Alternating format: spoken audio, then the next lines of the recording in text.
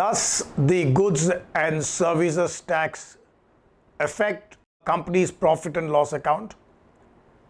Does it affect a company's cash flow? If so, does it affect positively or does it affect negatively? If the impact on the profit and loss account is positive, does it automatically mean that the impact on cash flow will also be positive? Or is it possible that one could be positive and the other could be negative? Everyone is going to have an impact on threefold. One is cash flow, another is P&L, another is working capital. Let me give few examples where I might be impacted. Today when I purchase capital goods, I am allowed to take only 50% credit. What happens? My working capital and cash flow are getting hit because today I take input on 50%, balance 50%, I am postponing it to my next year. Whereas in GST I am able to take entire 100% input tax credit. Similarly, if you see, today I purchase goods from interstate. What happens? When I purchase goods from interstate, I pay 2% CST, which is my cost, which hits my P&L account negatively. Compared to GST, what happens on the contrary? In GST, I pay 18% IGST.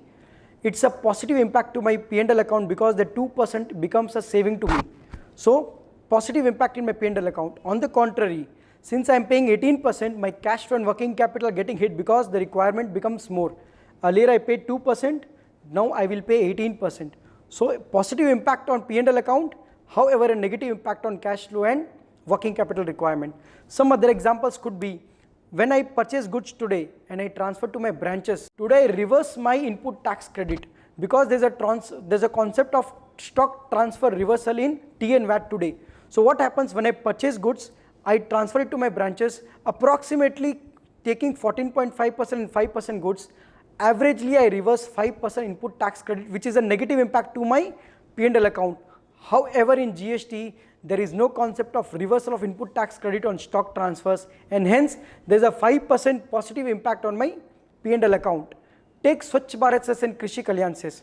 Today what happens? Swachh Bharat Cess and Krishi Kalyan Cess on all my transactions, that 1% is a cost to me. Going forward in GST, there are no such cess, and hence this 1% becomes a savings to me.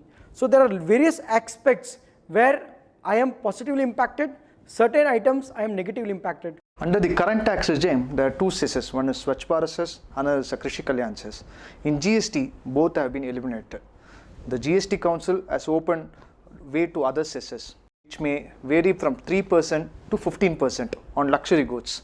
However, they can levy on other goods also because that door is also open for them. The government has not come up clearly with regards to input tax credit with respect to cesses. So it will be a P&L negative and a cash flow negative. So in a nutshell, if I put, I need to work out those benefits, one for my internal purpose. Next, the government has brought out a section called as anti-profiteering clause.